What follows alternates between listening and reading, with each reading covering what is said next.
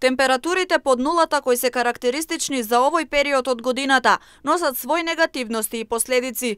Мрзнењето на водата е доста популарно и вообичаено, но и мрзнењето на чешмите и водомерите се честа појава. Затоа јавното претпријатие ИСАР излезе со соопштение да се води контрола за заштита на водомерите од страна на граѓаните.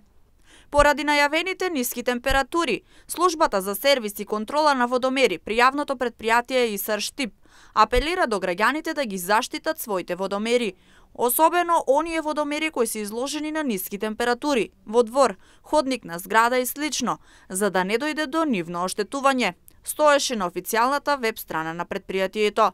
Меѓутоа, кои се начините за да се заштитат истите? Побаравме одговор од директорот на јавното претпријатие ИСАР. По најавените ниски температури, ние веќе дадовме апел преку нашата веб страна до граѓаните да ги заштитат, т.е. да ги термоизолираат водомерите. Но еве и јас да дадам еден апел до граѓаните, тоа да го направат што поскоро, бидејќи еве не само што се веќе ниски, најавуваат уште пониски температури и сите водомери, па и чешми надворешни во дворни места, во ходници каде стојат на ладно место, да ги термоизолираат. Што значи тоа?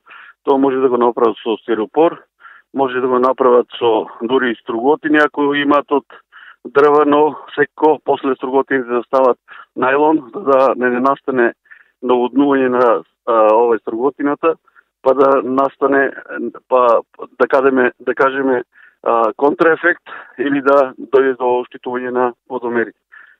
Ако дојде до оштетување на водомерите, пред се ќе има штета граѓаните, но и ќе има сигурно повик до нас, треба да супираме оние главни линии, а на тој начин може да дојде до оштетување на главните линии. Значи, уште еднаш апел, може да исто така да употреба за заштита и оние стари волнени алишта, но секако после алиштата да стават најлон за да не се натопат алиштата и да настане контраефект. Онаа стара позната навика со оставање водата да тече, со цел да не дојде до нејзино замрзнување, не се претпорачува, бидејќи доаѓа до зголемени сметки за плаќање вода, но и доколку водата со течење завршува на патот, може да дојде до замрзнување и поголеми штети. Одговорноста која следи по замрзнувањето на чешмата или водомерот е трошок на самиот граѓанин. Тие се нивни водомери, значи мора да си ги заштитат и тоа оди се на нивна сметка, а околу промена на водомерите морам да бидеме ние повикани, бидејќи само промена на водомери правиме ние, т.е. сме надлежни ние. Од јавното претпријатие ИСАР апелираат да се почитуваат препораките за да не дојде до поголеми несакани последици, па поради невнимателност на еден граѓанин да дојде до случај да останат без вода цели населени места.